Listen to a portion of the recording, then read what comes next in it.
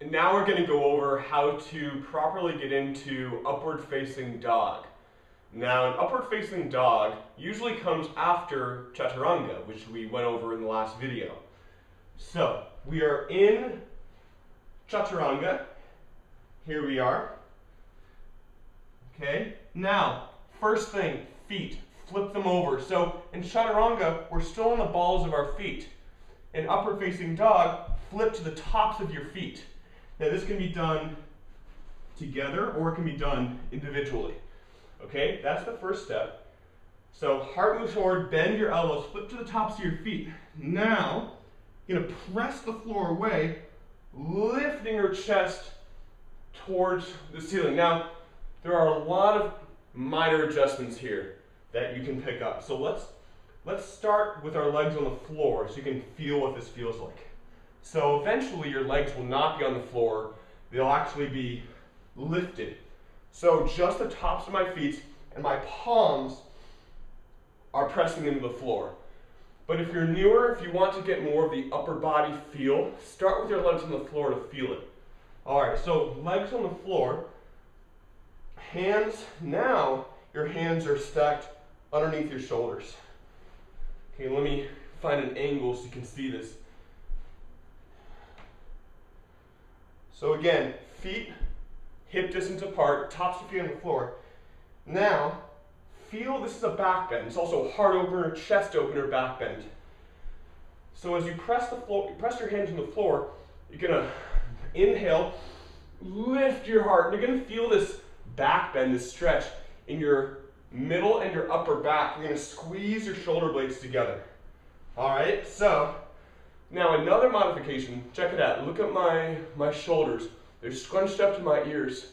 This is where a lot of people start. This is not where you want to end up. It's just, it takes some more strength to get away from this. So rather than here, boom, press into the floor, creating space between my shoulders and my ears. So this is where you may start, but eventually you want to start keep pressing into the floor so your shoulders are away from your ears. Okay, other things to note, shoulders so down and back. So it's very common to have your shoulders rolled forward by your ears. Rather, move it down your back, squeeze your shoulder blades, and move your shoulders down your back. Again, arms staying right by your side.